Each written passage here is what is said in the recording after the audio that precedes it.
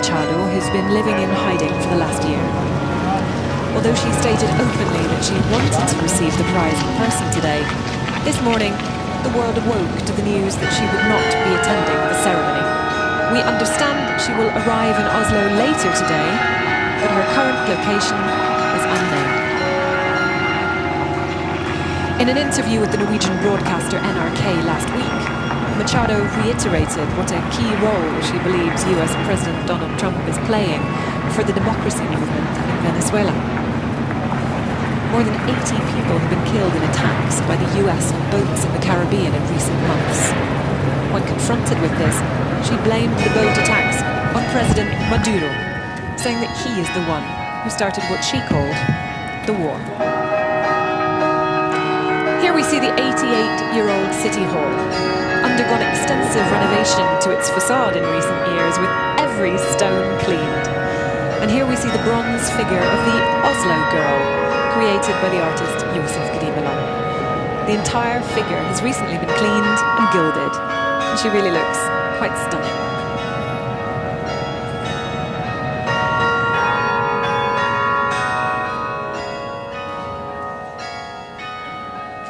On the left-hand side of the hall, we see some of the laureate's guests waiting. We often refer the left-hand side of the hall as the international side. On the first row, we see the Venezuelan president-elect Edmundo Urrutia, who became the opposition's presidential candidate when Machado herself was banned from running for office. In the row behind, presidents from no less than 4 countries: Santiago Peña Palacios of Paraguay, Ecuador's Daniel Noboa, Argentina's Javier Milei, and José Raúl Mulino of Panama.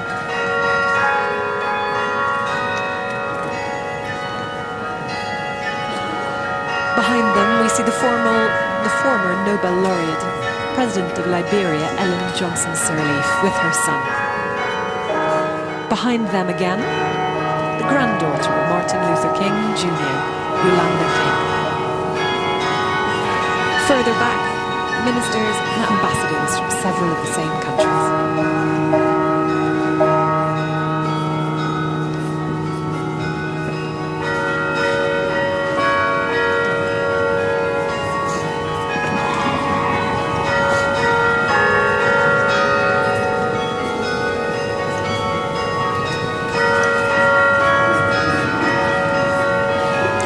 On the other side of the hall sit guests from the Norwegian state and authorities. On the very front row there we have the President of the Norwegian Parliament, Masud Gharahkhani. Next to him, Prime Minister Jonas Gahr Støre, followed by Supreme Court Justice Bergljot Webster.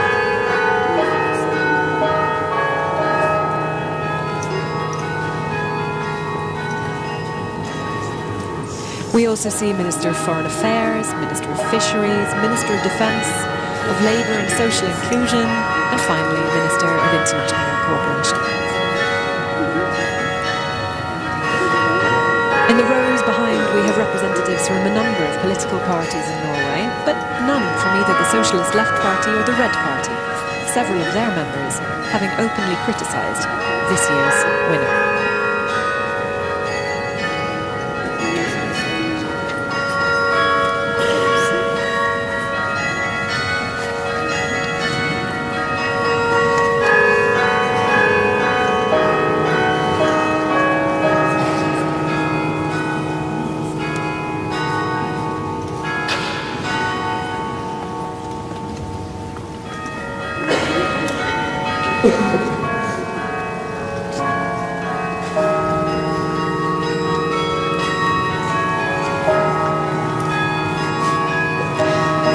Let's have a look at this year's floral decorations, which are once again by Stein Are Hansen. He's a multiple Norwegian champion and he won the World Cup in floral art in 2010. The team has turned Oslo's cold city hall into what looks like a tropical jungle, an Amazon in miniature, if you will. In previous years, cut flowers have been used for the display, but this year it's different. All the flowers are potted and they're still growing, and they all belong to one single plant family, the bromeliads. Many of these flowers are what they call epiphytes, plants that grow on other plants. And now we see the car with the royals now arriving in the courtyard. First the king and queen, and then the crown prince and princess with their daughter Ingrid Alexandra. They will be met by the chair of the Nobel Committee, Jørgen Vatne-Fridnes, and the director, Christian Berg-Hartvik.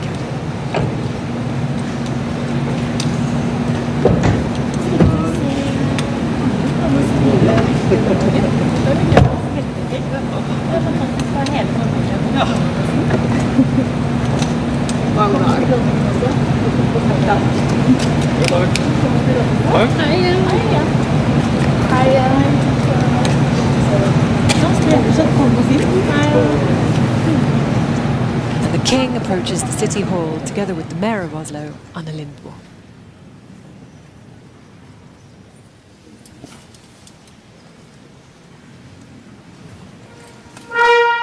The laureate's daughter, Anna Corina Sosa, now enters the hall, accompanied by the Norwegian Armed Forces staff band, playing a fanfare. She's joined by members of the Nobel Committee. In front, Deputy Chair Asle Toje walking with Sosa. They are followed by committee members Anne Enger and Christian Clemet. Behind them, Gry Larsen.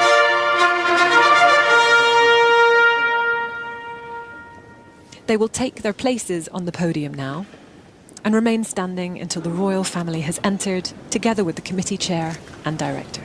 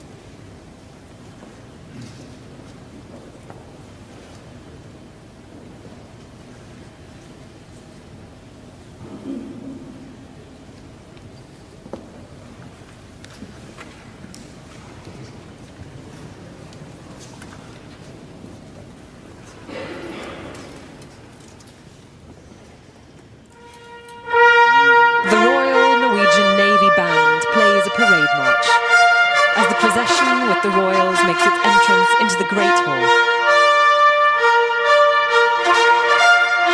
His Majesty King Harold walks first, together with the chair of the Nobel Committee, Jørgen Vatne-Fridnes, in line with tradition. Her Majesty Queen Sonja follows behind, with the director of the Nobel Institute, Christian Berg-Hartvik. Behind them, we see His Royal Highness, Crown Prince Haakon, together with Her Royal Highness, Crown Princess Mette-Marit. Behind them again, the Mayor of Oslo, Anne Lindboe, together with Her Royal Highness, Princess Ingrid Alexandra, and then His Majesty's aide-de-camp.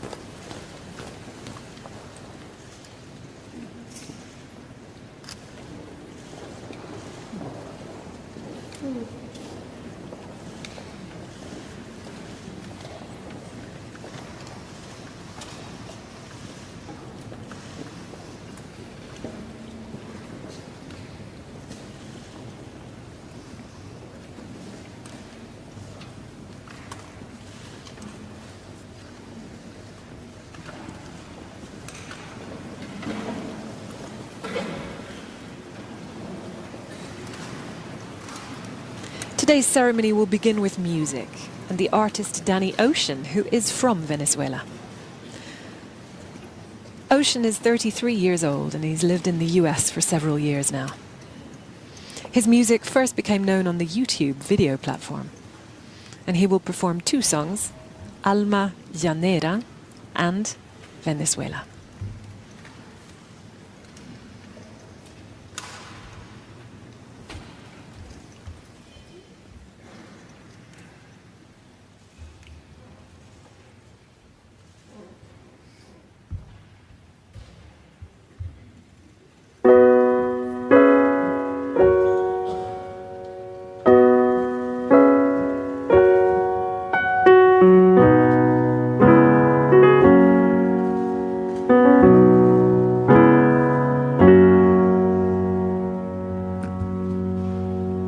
nací en esta ribera del Arauca vibrador.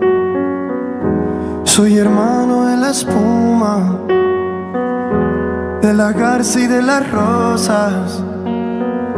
Soy hermano de la espuma, de la garza y de las rosas y del sol. Me arrulló la viva diana de la brisa en el palmar, y por eso tengo el alma como el alma primorosa. Y por eso tengo el alma como el alma primorosa del cristal. Y amo, lloro, canto, sueño con claveles de pasión, con claveles de pasión, para ornar las rubias crines al potro de mi amador, para ornar las rubias crines al potro de mi amador.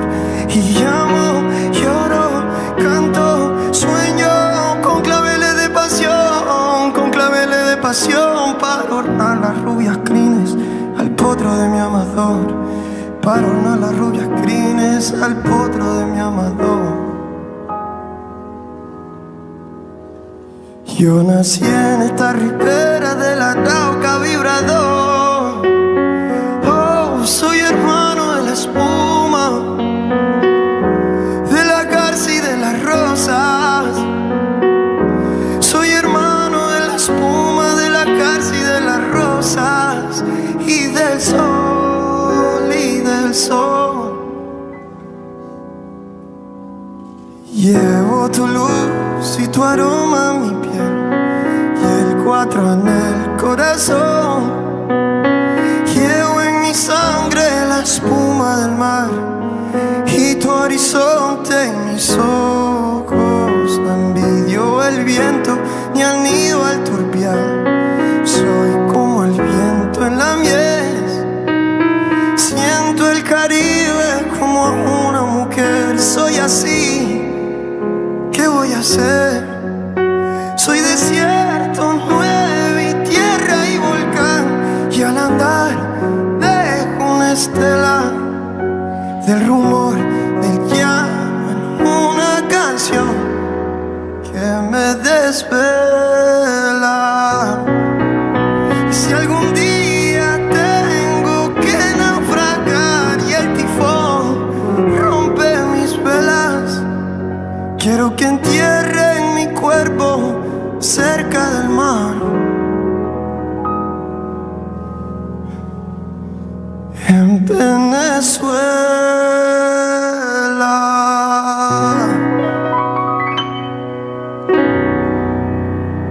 Thank you very much. Muchísimas gracias. Thank you.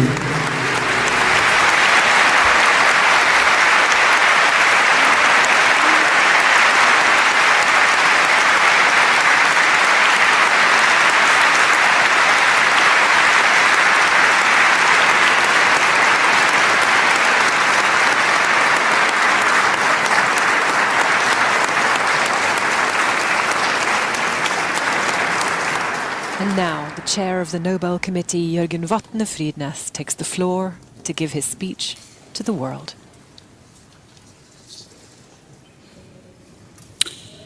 Your Majesties, Your Royal Highnesses, esteemed laureate, Excellencies, distinguished guests, ladies and gentlemen.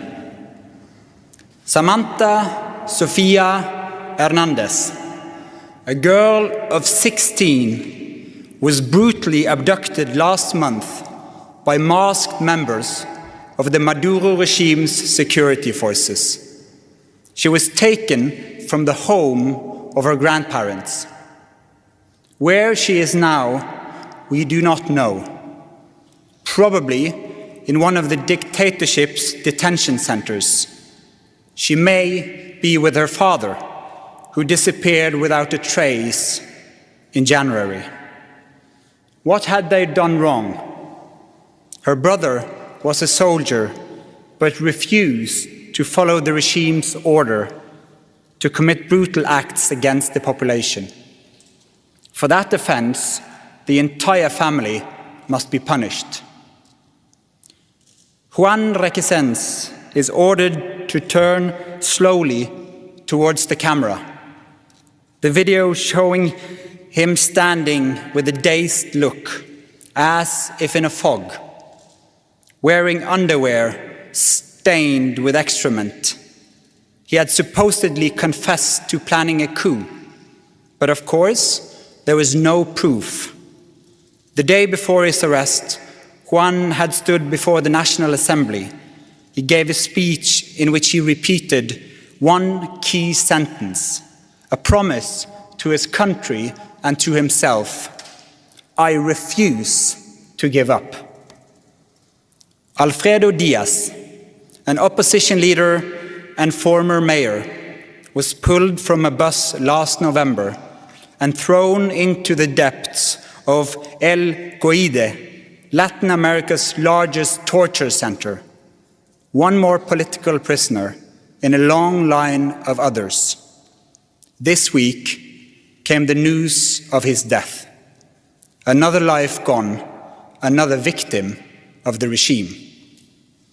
These stories are not unique. This is Venezuela today. It is how the Venezuelan regime treats its own people.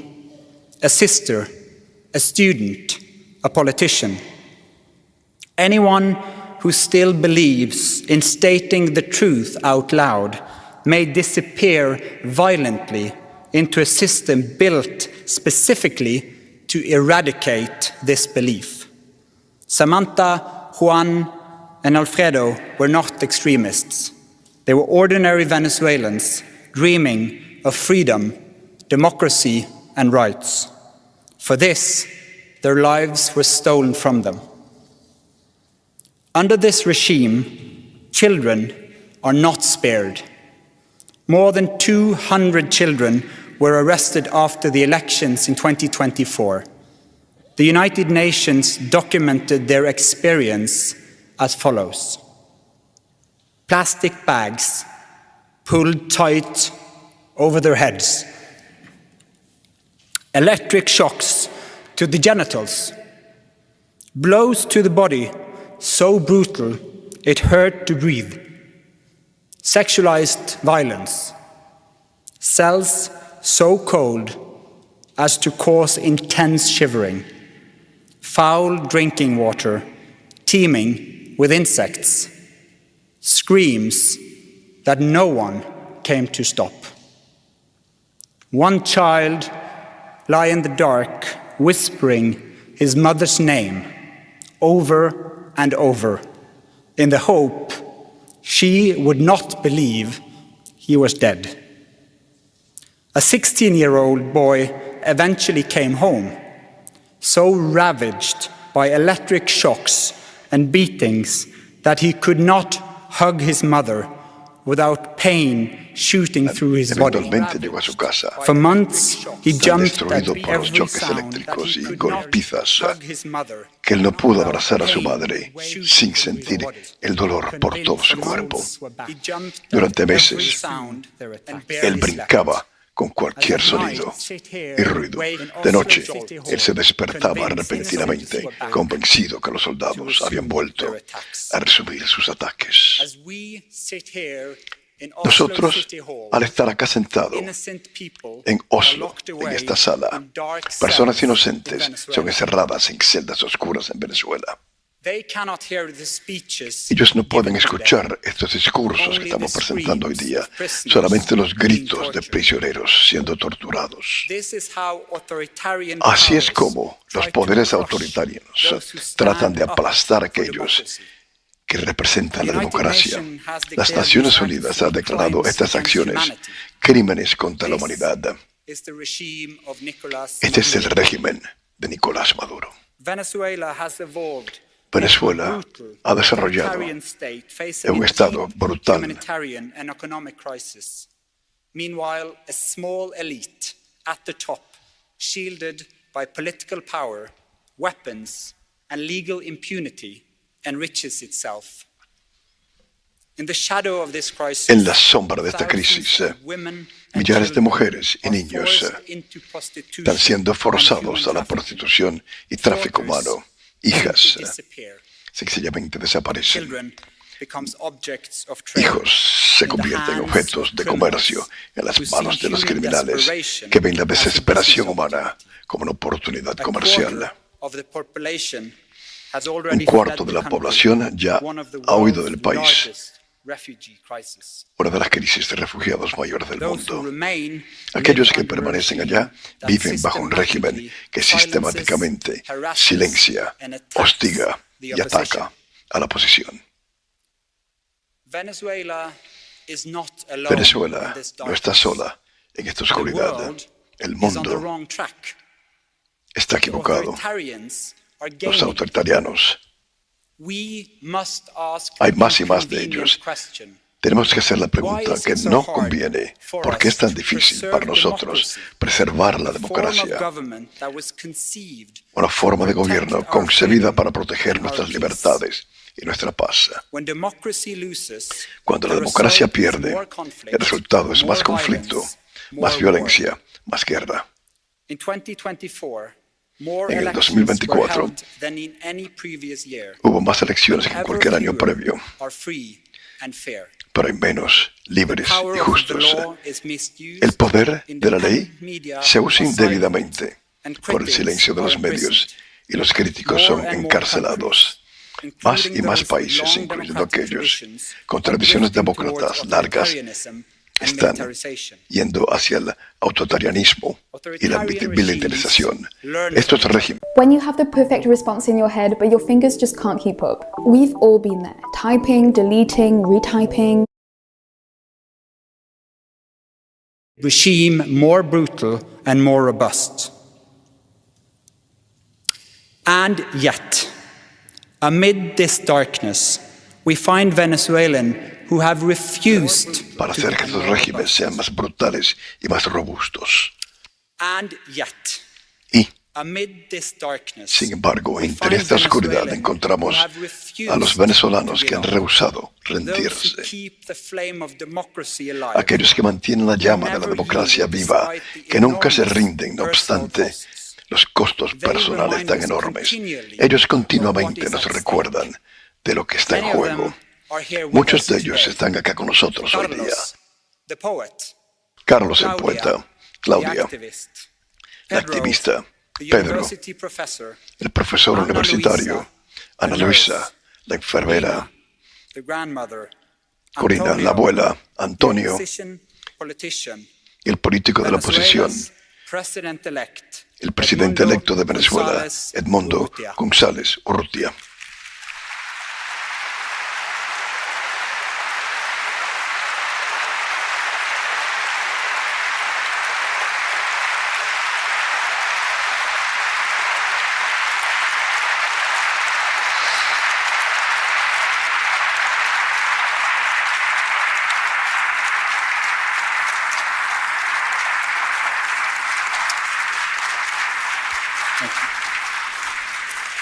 The Nobel Peace Prize laureate, El laureado del Premio Nobel de la Paz, María Corina Machado, ha hecho todo en su poder para poder presentarse a la ceremonia que hoy día, un viaje en una situación de extremo peligro.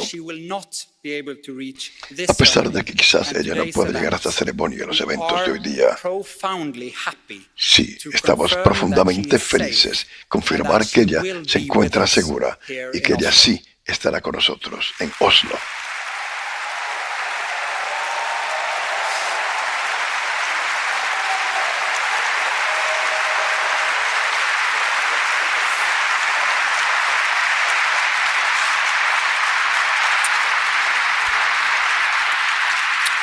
At the heart of the battle for democracy, parte de la batalla a favor de la democracia deslumbra la verdad sencilla. La democracia es más que una forma de gobierno, también es la base para la paz que perdure.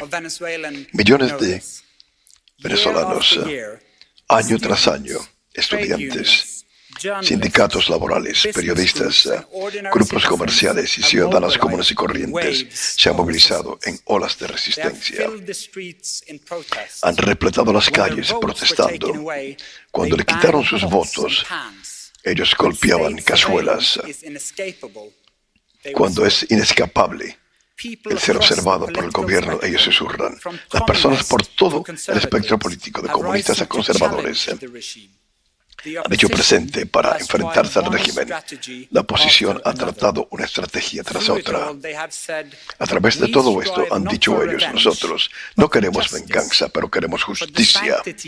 Luchamos a favor de la santidad de las urnas, a favor de la democracia y la paz. Pero se le dice en respuesta que estas cosas son imposibles de lograr, que van a fracasar. Y cuando los venezolanos le piden al mundo que presten atención, nosotros le dimos la espalda. Al perder ellos sus derechos, sus alimentos, su salud y seguridad, y eventualmente sus propios futuros, gran parte del mundo contaba con los narrativos de antaño. Algunos insisten que Venezuela era una sociedad egalitaria, idónea. Otros querían solamente ver una lucha contra el imperialismo. Aún otros eligieron interpretar la realidad venezolana como poco más que un concurso entre superpoderes, pasando por alto la valentía de aquellos que buscan la libertad en sus propios países. Lo que tienen en común todos los observadores es esto: la traición moral de aquellos que en sí viven bajo este régimen brutal. Si solamente ustedes respaldan a las personas que comparten sus opiniones políticas, usted no ha entendido ni la libertad ni la democracia. Sin embargo, muchos críticos se detienen ahí. Ven las fuerzas demócratas locales cooperando por necesidad con actores que no le caen bien y utilizan esto para justificar el retirar el apoyo. Esta convicción ideológica de solidaridad humana. ¿Y cómo podemos nosotros observar a aquellos que usan toda su energía encontrando culpa con las elecciones difíciles que han tenido que tomar a aquellos que defienden la democracia en vez de reconocer su valor y sus sacrificios? Le preguntamos cómo nosotros podemos también luchar contra la dictadura. Es fácil decirle: mantengo firme con mis principios cuando está en juego la libertad de terceros, pero ningún movimiento democrático opera en circunstancias idóneas. Los líderes activistas tienen que confrontar y resolver dilemas que nosotros, lo que miramos como terceros, podemos libremente ignorar. Aquellas personas que viven bajo la dictadura tienen que elegir entre la dificultad y lo imposible. Sin embargo, muchos de nosotros, desde una distancia segura, esperamos que los líderes democráticos de Venezuela consigan sus objetivos con la pureza moral que sus contrincantes nunca demuestran. Esto es irrealista, esto es injusto y demuestra ignorancia de la historia. Muchos que han estado ante este podio para recibir el Premio Nobel por la Paz, incluyendo Lech Walesa y Nelson Mandela, sabían a fondo los dilemas del diálogo. En sistemas autoritarismo, el diálogo puede llevar a mejoras, pero también puede ser una trampa. El diálogo a menudo se utiliza para comprar tiempo, crear división y controlar la agenda. María Corina Machado ha participado en procesos de diálogos durante años. Ella nunca ha rechazado el principio de hablar con la contraparte, pero ella ha desechado estos procesos. La paz sin la justicia no es paz. El diálogo sin la verdad no es una reconciliación. El futuro de Venezuela puede tomar muchas diferentes formas, pero el presente es solamente algo, es horrible.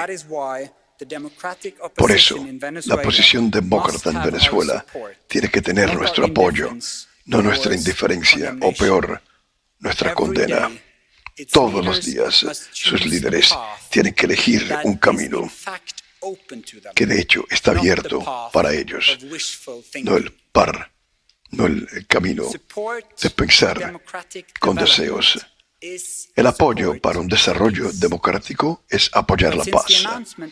Pero desde el anuncio del Premio Nobel de la Paz de este año, se ha hecho la siguiente pregunta. ¿De veras la democracia nos lleva a la paz? Y lo que hemos encontrado en nuestras investigaciones es algo muy claro, y la respuesta es sí. No porque la democracia es perfecta, pero debido a que el mecanismo de la democracia hace que la guerra sea menos probable.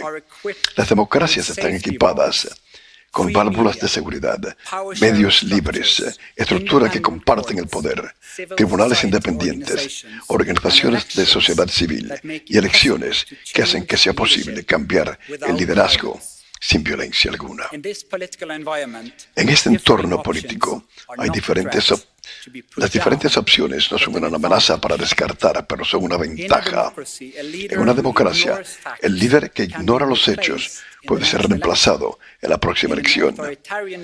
En un régimen con autoritarismo, el líder permanece en poder y reemplaza todas las verdades. La lealtad toma lugar de la realidad y decisiones peligrosas son tomadas en la oscuridad. La guerra siempre es costosa, pero en estos regímenes con autoritarismo no son los líderes que pagan el precio más caro.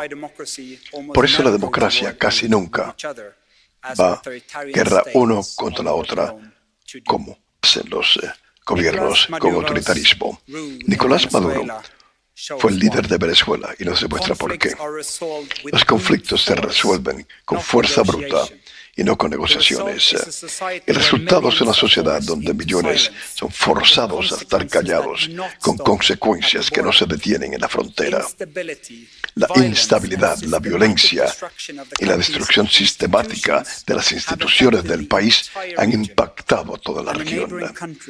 Y los países vecinos han sido amenazados con invasiones militares. Venezuela demuestra con claridad dolorosa que la regla del autoritarismo destruye a una sociedad dentro de sí misma y riega la instabilidad fuera de sus fronteras. La democracia obviamente no garantiza la paz, pero es el sistema más eficaz que tenemos para evitar la violencia y el conflicto. Esta línea de raciocismo a veces nos hace pensar en un contraargumento que la democracia en sí causa. Estamos a esta hora escuchando en vivo las palabras de Jorgen Batna Frudnes, quien es el presidente del Premio Nobel de la Paz. And propaganda, two of their essential weapons. Ladies and gentlemen, as citizens of a democracy, we have a duty to be critical of information sources. Alarm bells, Is it Maria Corina? Yeah. are identical to those disseminated by one of the world's most manipulative disinformation systems. For in that case, we are not just spreading information, we are spreading the strategic propaganda of a dictator. What are we all to think when we read that is the Venezuelan opposition that is threatening the country with war, that the democratic movement desire an invasion, when the narrative is turned upside down and when the victims are branded as aggressors? This is a version of reality that the Maduro regime tells the world, that it is the guarantor of peace. But peace based on fear, silence, and torture is no peace. It is submission depicted as stability. No, the source of the violence is not the democracy activists. It is those at the top who refuse to cede power. It was not Nelson Mandela who made South Africa violent, but the apartheid regime's crackdown on demands for equality. Opposition groups did not start the imprisonments in Belarus, the executions in Iran, or the persecution in Venezuela. The violence comes from authoritarian regimes as they lash out against popular calls for change. Peace and democracy cannot be separated without draining both of meaning. Lasting peace depends on the rule of law, political participation, and respect for human dignity. Before we can discuss political disagreements, we must establish some form of democracy. Without it, there is no meaningful distinction between right and left, no way to legitimately disagree, no genuine politics. Democracy is not an expendable luxury. It is not an ornament to be put on a shelf. Democracy is hard work. It is action and negotiation. It is a living obligation. The instruments of democracy are the instruments of peace. We gather here today, therefore, to defend something far more important than either side of a political or ideological divide. We gather to defend democracy itself, the very foundation on which lasting peace rests. When people refuse to surrender democracy, they refuse to surrender peace. One who understands this is Maria Corina Machado. As a founder of Sumate, an organization devoted to building democracy, Ms. Machado stepped forward to advocate free and fair elections more than 2 decades ago. As she herself put it, it was a choice of ballots over bullets. La señora Machado dijo presente para buscar elecciones libres y justas desde hace más de 2 décadas. Como ella misma lo dijo, había que elegir votos o balas. En su cargo político y en su servicio a organizaciones, la señora Machado ha hablado a favor de la independencia judicial, derechos humanos y representación popular, pasando años trabajando a favor de la libertad del pueblo venezolano. Las elecciones presidenciales de 2024 fue un factor clave en la selección del Premio Nobel de la Paz de este año. La señora Machado fue la candidata presidencial de la oposición y la voz unificante de esperanzas del país. Cuando el régimen bloqueó su candidatura, el movimiento pudo haber colapsado, pero a través de su apoyo con Edmundo González Urrutia y la oposición, permanecieron unidos. La oposición encontró terreno común, exigiendo elecciones libres y gobierno representativo. Esta es la base de la democracia, nuestra disponibilidad compartida de defender los principios de la regla popular, aunque estemos en desacuerdo con la política. En el momento que la democracia está bajo amenaza en todo el mundo, es más importante que nunca antes defender este terreno común. Centenares de millares de voluntarios movilizados por divisiones políticas, fueron capacitados como observadores de elecciones y utilizaron tecnología de nuevas maneras para documentar cada paso de la elección. Hasta 1 millón de personas estuvieron observando en estaciones de urnas en todo el país, donde fotografiaron los récords, los votos y obtuvieron copias antes de que el régimen pudiera destruirla. Defendieron esta documentación con sus vidas, cerciorándose que el mundo supo los resultados de la elección. Esto era movilización básica del pueblo, a diferencia de cualquier otra que Venezuela y probablemente el mundo jamás habría visto. Ciudadanos comunes y corrientes de todas partes del pueblo, llevando a cabo trabajo documentario a alta tecnología en una atmósfera de amenazas, observaciones y violencia. El esfuerzo de este movimiento democrático, ambos antes y después de la elección, eran valientes, pacíficos y democráticos. La oposición recibió apoyo internacional cuando sus líderes publicaron el conteo de votos recopilados de los distritos electorales del país, demostrando que la oposición había ganado por un margen claro. Pero el régimen lo negó todo, falsificó los resultados de la elección y se aferró al poder violentamente. Durante el último año, la señorita Machado ha tenido que vivir escondida. No obstante amenazas serias, ella ha permanecido en el país. Una inspiración a millones. Ella está recibiendo el Premio Nobel por la Paz del 2025 por su trabajo incansable promoviendo derechos democráticos del pueblo de Venezuela y por la lucha para lograr una transición pacífica y justa de una dictadura a una democracia.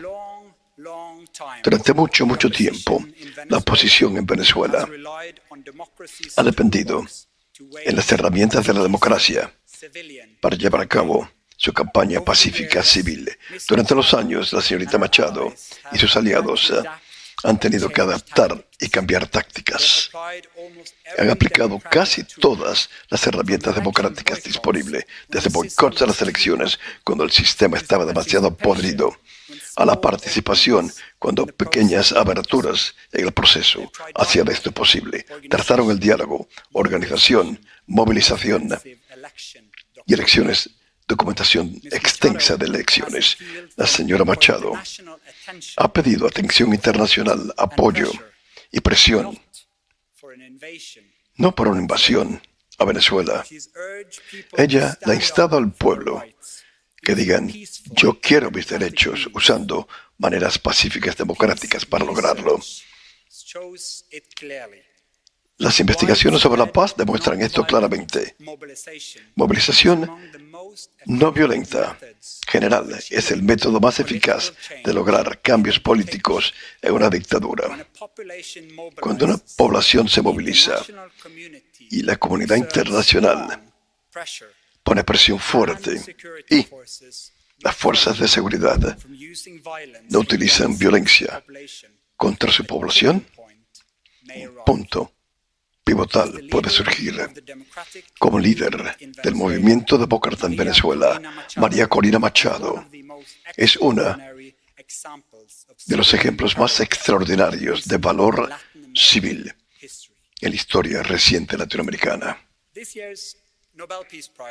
El Premio Nobel de la Paz de este año cumple con todos los 3 criterios en todos los premios Nobel. En primer lugar, la oposición venezolana ha unido movimientos políticos, organizaciones civiles y ciudadanos comunes y corrientes para lograr un objetivo: la restauración de la democracia, uniendo grupos diversos que previamente se oponían uno al otro. Es el equivalente de lo que Alpha Nobel llamaba mantener la paz y su progreso. En segundo lugar, el movimiento democrático de Venezuela se ha opuesto a la militarización de la sociedad por parte del régimen. El régimen ha armado a millares de grupos, ha autorizado pandillas paramilitares que cometan abusos, ha invitado fuerzas extranjeras militares al país, acelerando la militarización. Al documentar abusos y exigiendo responsabilidad, la oposición desea fortalecer la autoridad democrática civil y eliminar la influencia de armas. Esto no le permite las armas a las milicias malévolas y satisface los criterios nobles de buscar la paz a través del desarmamento. En tercer lugar, fraternidad verídica, hermandad, el tipo que Alfred Nobel deseaba, exige que la democracia, solamente cuando las personas pueden elegir a sus líderes. Bueno, y mientras continúa este discurso del presidente del Comité Nobel, Jorge Batne Fridnes, vamos a enlazarnos. Therefore, here today, in this hall, with all the gravity that attends the Nobel Peace Prize and this annual ceremony, we will say what authoritarian's leader fear most. Your power is not permanent. Your violence will not prevail over people who rise and resist. Mr. Maduro, accept the election result and step down. Lay the foundation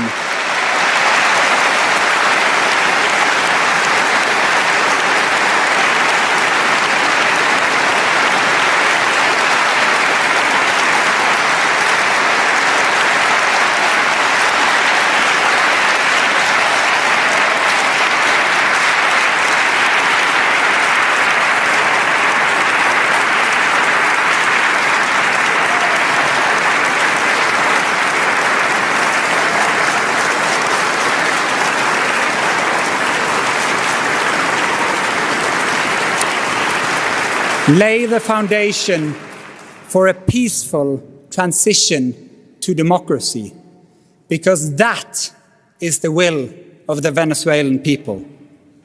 Maria Corina Machado and the Venezuelan opposition have lit a flame that no torture, no lie, and no fear can extinguish.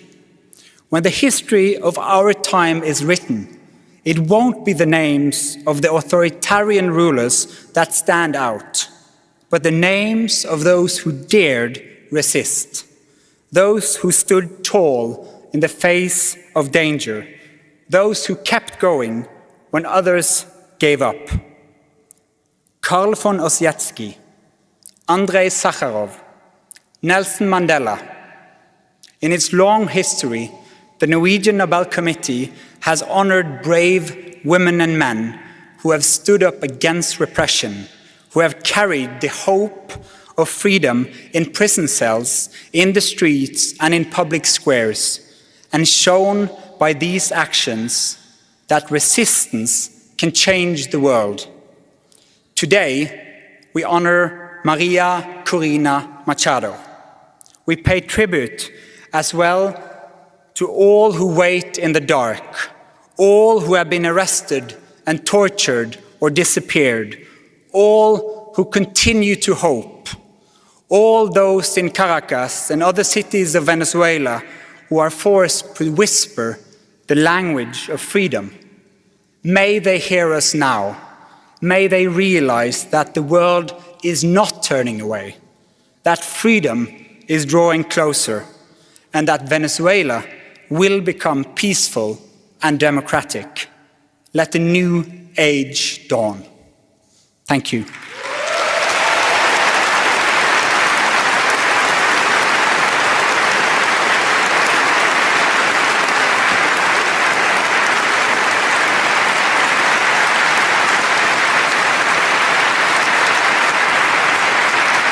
And after warm applause, the chair of the Nobel Committee, Jürgen Wachtmeister, will call forward Anna Corina Sosa to receive the Nobel diploma and medal on behalf of her mother, Maria Corina Machado, whose chair on the podium remains empty today. I now call upon Ms. Ana Corina Sosa Machado, the daughter of the Nobel Peace Prize laureate for 2025, to step forward to receive the diploma and the gold medal on behalf of her mother, Ms. Maria Corina Machado.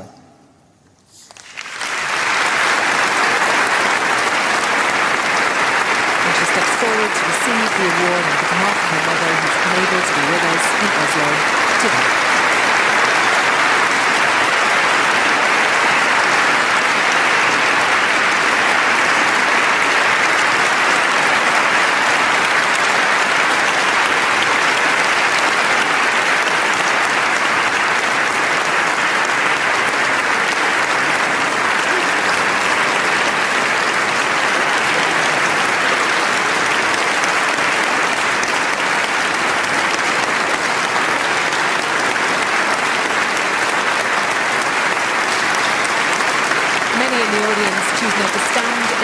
In recognition of the democratic movement in Venezuela, as photographers capture the moment, these pictures from this year's Peace Prize will be shared around the world.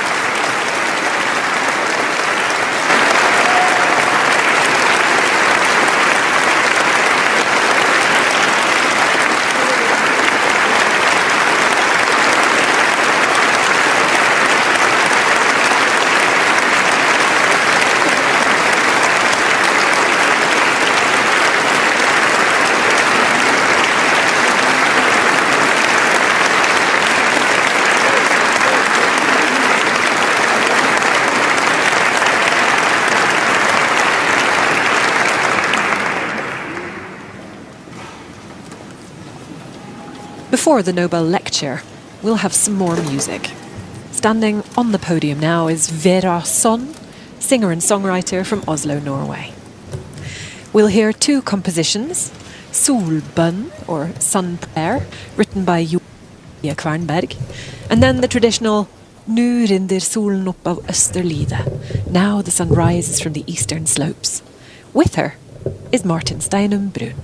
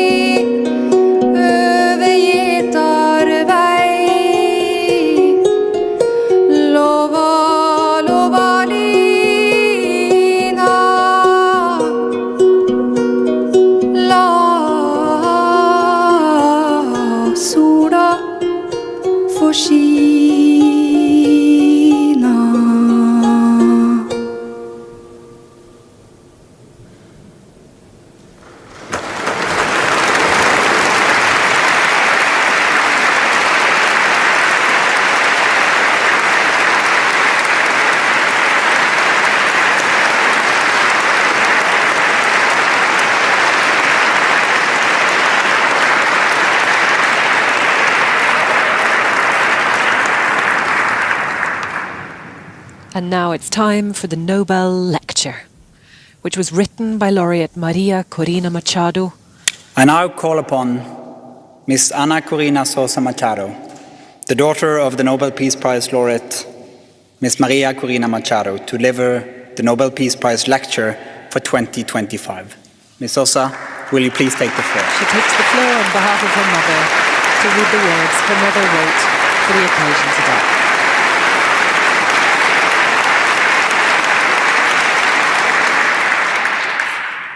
Your Majesties, Your Royal Highnesses, distinguished members of the Norwegian Nobel Committee, citizens of the world, my dear Venezuelans.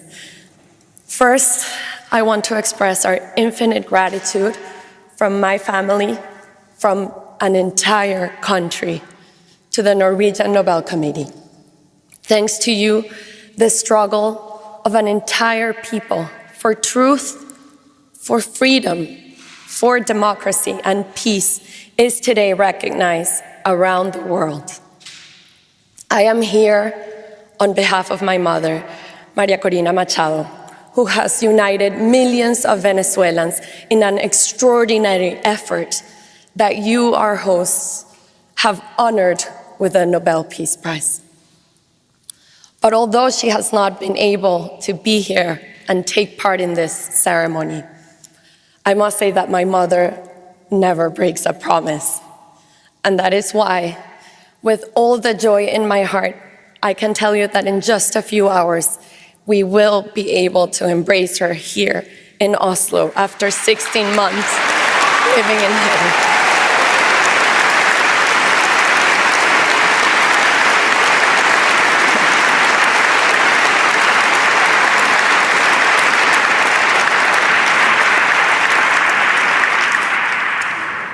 And as I await that moment to hug her, to kiss her, to embrace her after 2 years, I think of the other daughters and sons who do not get to see their mothers today. This is what drives her, what drives all of us. She wants to live in a free Venezuela, and she will never give up on that purpose. That is why we all know, and I know, that she will be back in Venezuela very soon. In the meantime, at this moment, I face the difficult task of giving voice to her words. The speech she prepared for this occasion, this is her speech. I have come here to tell you a story. The story of a people and their long march toward freedom. This march brings me here today as one voice amongst millions of Venezuelans who rose once again to reclaim the destiny that was always theirs. Venezuela was born of audacity, shaped by peoples and cultures intertwined. From Spain, we inherited a language, a culture, and a faith that merged with ancestral indigenous and African roots. In 1811, we wrote the first constitution in the Spanish-speaking world, one of the earliest republican constitutions on earth, affirming the radical idea that every human being carries a sovereign dignity. This constitution enshrined citizenship, individual rights, religious liberty, and separation of powers. Our ancestors carried liberty on their backs. They crossed an entire continent from the banks of the Orinoco to the heights of the Potosí to help give rise to societies of free and equal citizens, out of the conviction that freedom is never whole unless it is shared. From the beginning, we believed something simple and immense, that all human beings are born to be free. That conviction became our national soul. In the 20th century, the earth opened. In 1922, the Reventón in La Rosa erupted for 9 days, a fountain of oil and possibility. In peace, we turned that sudden wealth into an engine for knowledge and imagination. Through the ingenuity of our scientists, we eradicated disease. We built universities of global prestige, museums and concert halls, sent thousands of Venezuelans abroad through scholarships, trusting that free minds would return as transformation. Our cities glowed with the kinetic art of Cruz Diez and Soto. We forged steel, aluminum, and hydropower, proof that Venezuela could build anything it dared to envision. But Venezuela also became a refuge. We opened our arms to migrants and exiles from every corner of the world. Spaniards fleeing civil war, Italians and Portuguese escaping poverty and dictatorship, Jews after the Holocaust, Chileans, Argentinians, and Uruguayans escaping military regimes, Cubans escaping communism, and families from Colombia, Lebanon, and Syria seeking peace. We gave them homes, schools, and safety, and they became Venezuelans. This is Venezuela. We built a democracy that became the most stable in Latin America, and freedom unfolded as a creative force. But even the strongest democracy weakens when its citizens forget that freedom is not something we wait for, but something we become. It is a deliberate personal choice, and the sum of those choices forms the civic ethos that must be renewed every day. The concentration of oil revenues in the state created perverse incentives. It gave the government immense power over society, which turned into privilege and corruption. My generation was born in a vibrant democracy, and we took it for granted. We assumed freedom was as permanent as the air we breathed. We cherished our rights, but we forgot our duties. I was raised by a father whose life's work, building, creating, serving, taught me that loving a country meant assuming responsibility for its future. By the time we recognized how fragile our institutions had become, a man who had once led a military coup to overthrow democracy was elected president. Many thought charisma could substitute the rule of law. From 1991 onward, the regime dismantled our democracy, violating the Constitution, falsifying our history, corrupting the military, purging independent judges, censoring the press, manipulating elections, persecuting dissent, and ravaging our extraordinary biodiversity. Oil wealth was not used to uplift, but to bind. Washing machines and refrigerators were handed out on national television to families living on dirt floors, not as progress, but as spectacle. Apartments meant for social housing were handed to a select few with a condition for unquestionable obedience. And then came the ruin, obscene corruption, historic looting. During the regime's rule, Venezuela received more oil revenue than in the previous century combined, and it was all stolen. Oil money became a tool to purchase loyalty abroad, while at home, criminal and international terrorist groups fused themselves to the state. The economy collapsed by more than 80%. Poverty surpassed 86%. Today, 9 million Venezuelans have been forced to flee. These are not statistics, they're open wounds. Meanwhile, something deeper and more corrosive took place. It was a deliberate method to divide society by ideology, by race, by origin, by ways of life, pushing Venezuelans to distrust one another, to silence one another, to see enemies in one another. They smothered us, They took us prisoners, they killed us, and they forced us into exile. It had been almost 3 decades of fighting against a brutal dictatorship, and we had tried everything. Dialogues betrayed, protests of millions crushed, elections perverted. Hope collapsed entirely, and belief in any kind of future became impossible. The idea of change seemed either naive or crazy. It seemed impossible. Yet from the very depths of that despair, a step that seemed modest, almost procedural, changed the course of our history. We decided against all odds to run a primary election. And unlike any act of rebellion, we chose to trust people, to rediscover one another. We traveled by road and by dirt path in a country with gasoline shortages, daily blackouts, and collapsing communications. Forbidding from advertising, without money or media willing to speak our names, we crossed it only with our conviction. Word of mouth was our network of hope.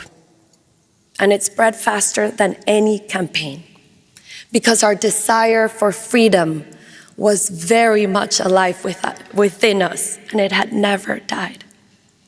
The forced migration that was meant to fracture us instead united us around one sacred purpose: to reunite our families in our land. Grandparents confided in me their greatest fear: dying before meeting their grandchildren abroad. Little girls with voices too small for such sorrow begged me to bring back their mothers and siblings scattered across the continent. Our pain fused into one heartbeat: bring our children home now. In May 2023, during a rally in the town of Nirgua, a teacher named Carmen came up to me. She told me she had just run into her jefa de calle. A jefa de calle is a regime agent assigned to Carmen's block who decides, house by house, who receives a monthly food bag and who is punished with hunger. Shocked to see this woman there in that rally, Carmen asked her, "Why are you here?" And the jefa de calle replied, "My only son, who fled to Peru, asked me to be here today. He told me that if Maria Corina wins, he will return home. Tell me what I have to do. I'll do anything." That day, love defeated fear.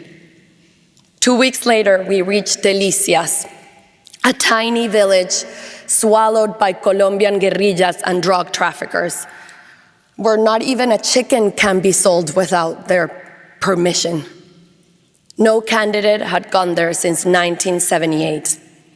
And as the team climbed the mountain, I saw Venezuelan flags waving from every humble home. I naively asked, as if it was a national holiday that merited all the flags, and someone whispered, "No, here the flags are hidden.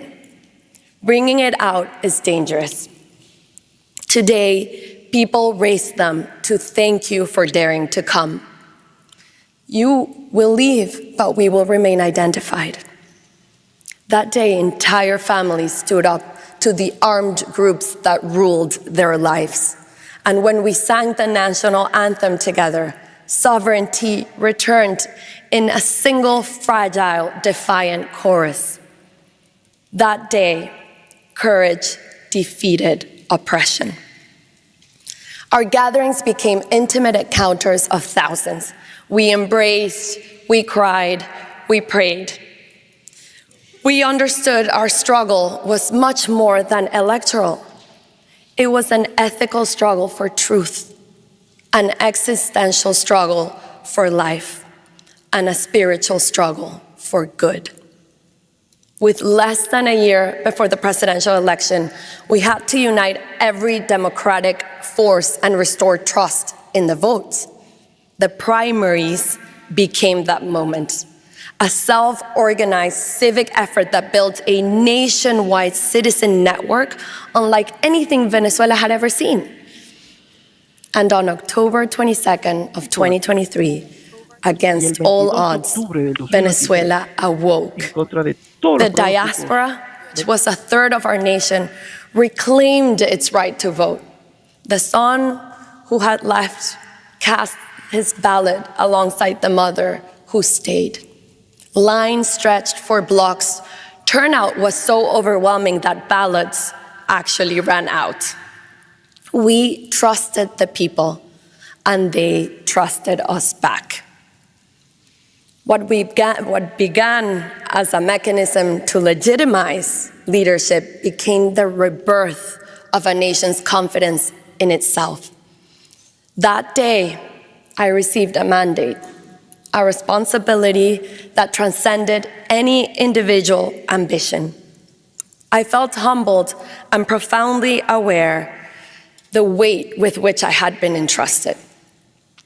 Threatened by that truth, though, the regime prohibited me from running for president. It was a harsh blow, but mandates belong to the people. We set out to find another candidate who could take my place. Edmundo González Urrutia stepped forward, a calm, brave former diplomat.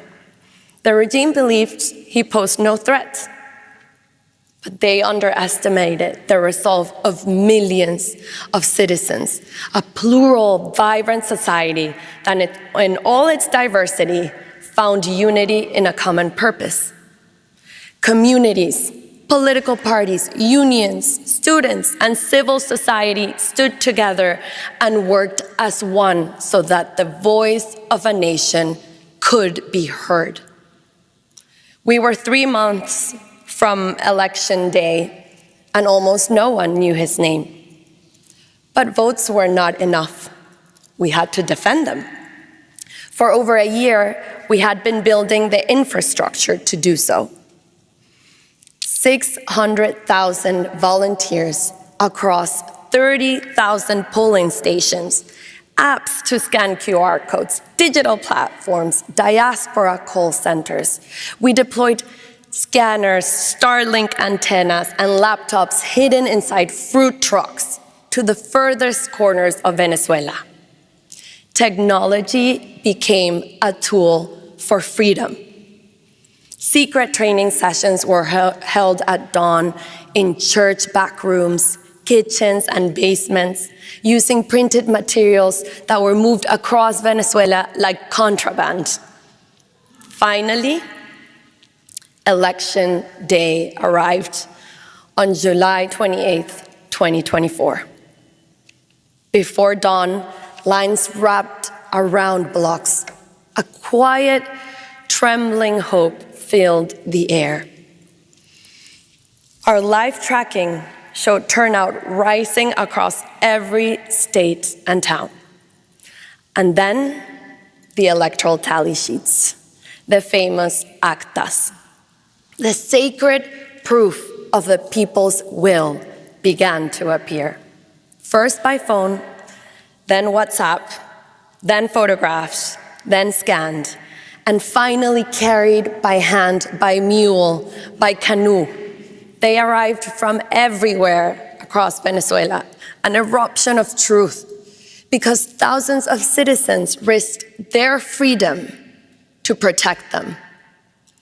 Confronted with our overwhelming victory, the regime issued a desperate order. Soldiers were to expel our volunteers from voting centers and block them from receiving the original tally sheets they were legally entitled to. But the soldiers disobeyed. Edmundo González Urrutia won with 67% of the vote in every state, city, and village.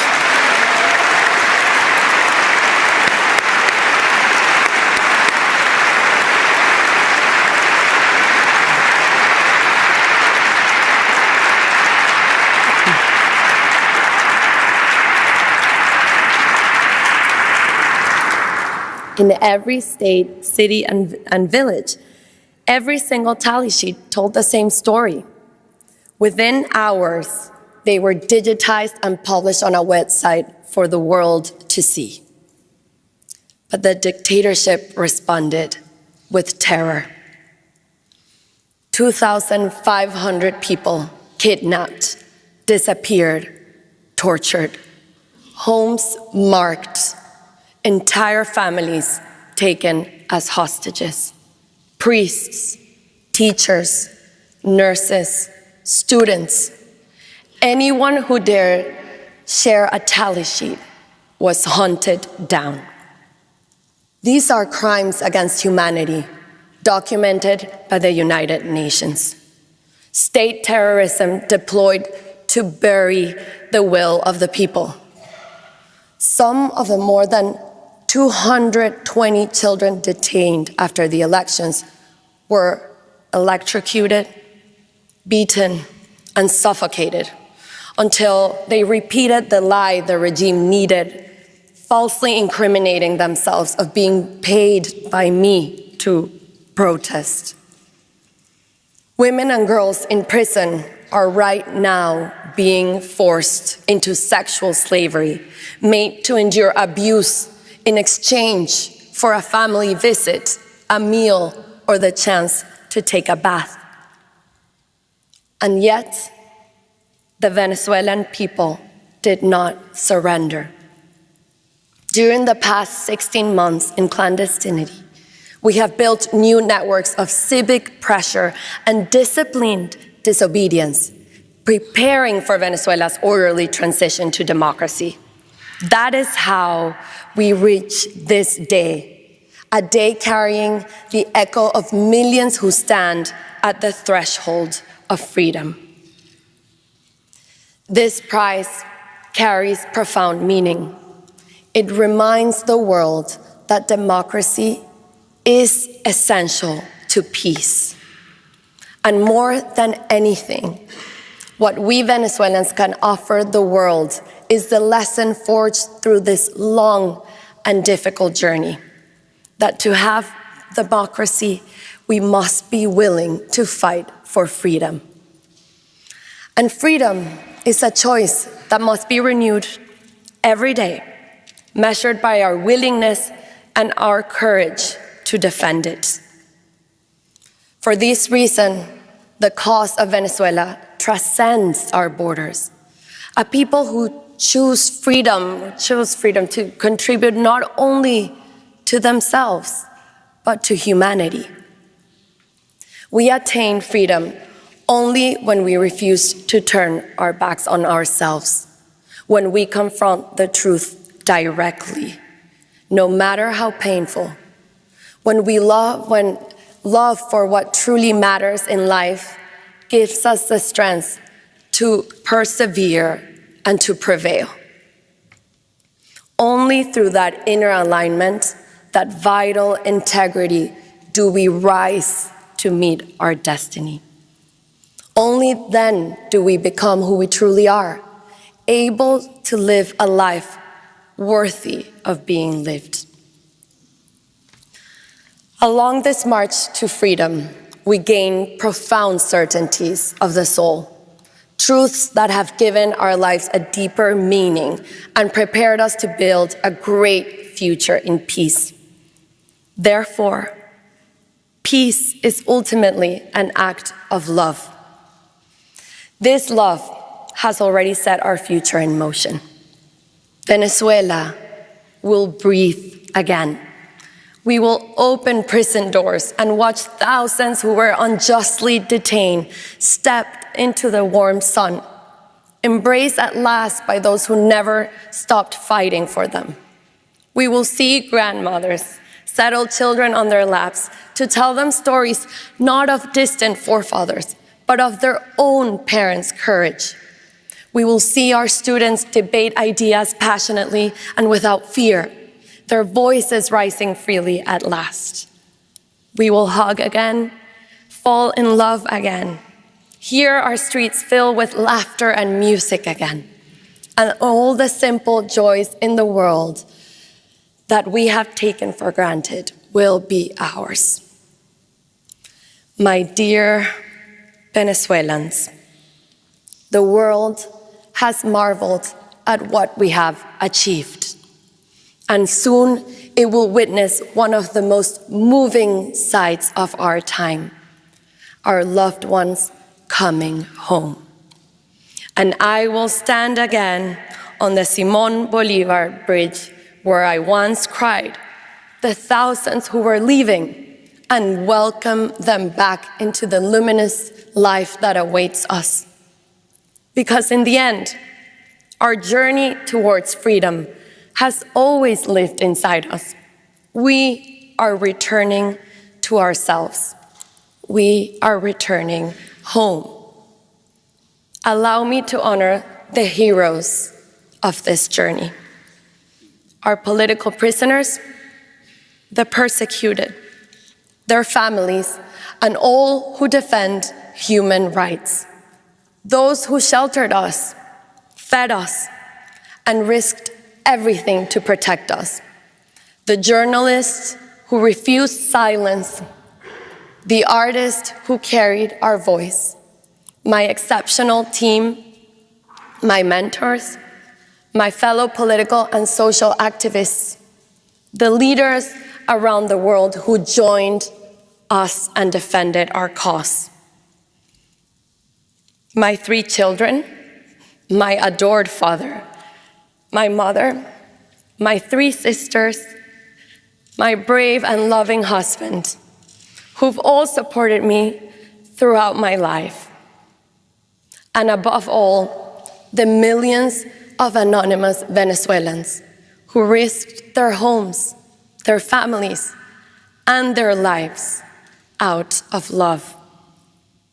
To them belongs this honor. To them belongs this day. To them belongs the future.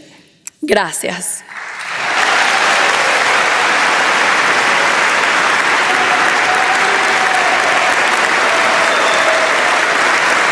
A standing ovation and thunderous applause from the assembled guests here in Oslo City Hall. After today's Nobel lecture delivered by Anna Paulina Sosa on behalf of her mother, Maria Corina Machado.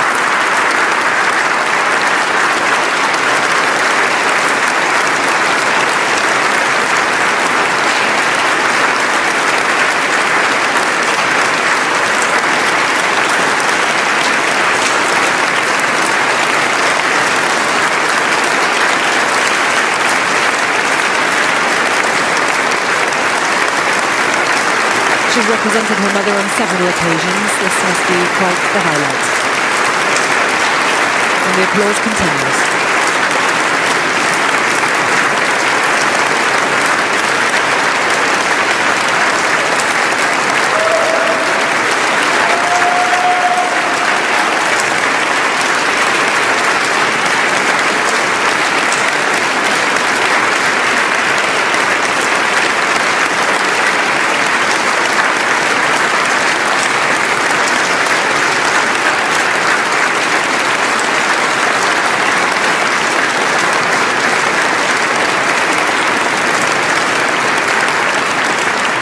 And now we approach the third and final musical interlude by an artist from the laureate's home country of Venezuela. The pianist Gabriela Montero, said to have been introduced to the piano when she was only 7 months old. Educated in Venezuela and in London, she will now perform Mi Querencia, written by another Venezuelan artist, Simón Díaz.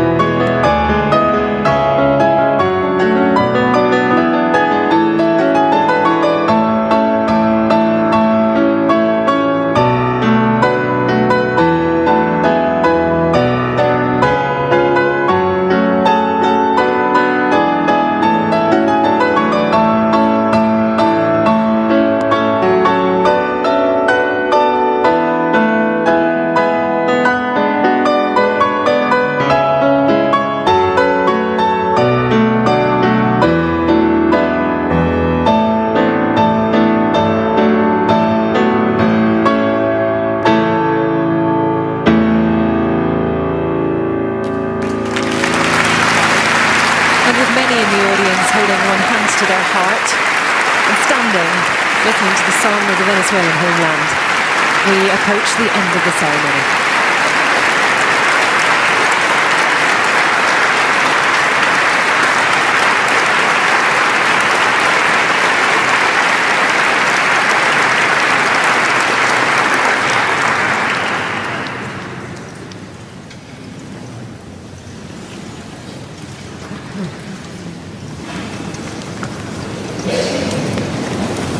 The Norwegian royal family will now congratulate Anna Corina Sosa on behalf of her mother, recipient of this year's Nobel Peace Prize.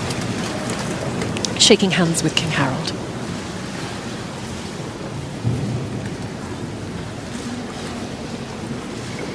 Who then goes on to greet members of the Nobel Committee. Her Majesty Queen Sonja following close behind.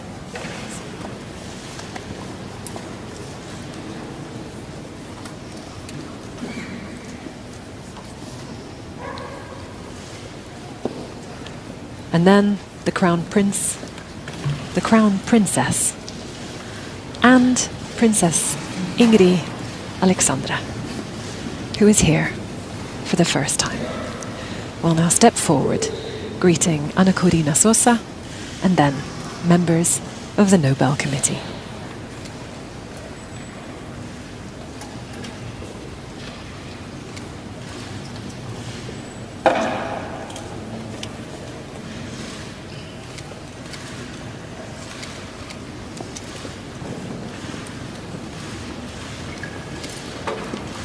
The procession will begin once more to the tune of the Royal Norwegian Navy Band playing the parade march. First to leave Oslo City Hall this afternoon, the King and Queen, together with committee chair Jørgen Vatne Fridnes and the director of the Nobel Institute, Christian Berg Hadviken. Behind them, the Crown Prince and Princess, the Mayor of Oslo, together with Princess Ingrid Alexandra, followed by the King's aide-de-camp. And above us all now, we hear the famous City Hall bells begin to chime. And Anna Corina Sosa will now leave the hall together with the Nobel Committee. She'll be escorted out by the committee's deputy chair and the rest of the committee, and then the other honoured guests will follow.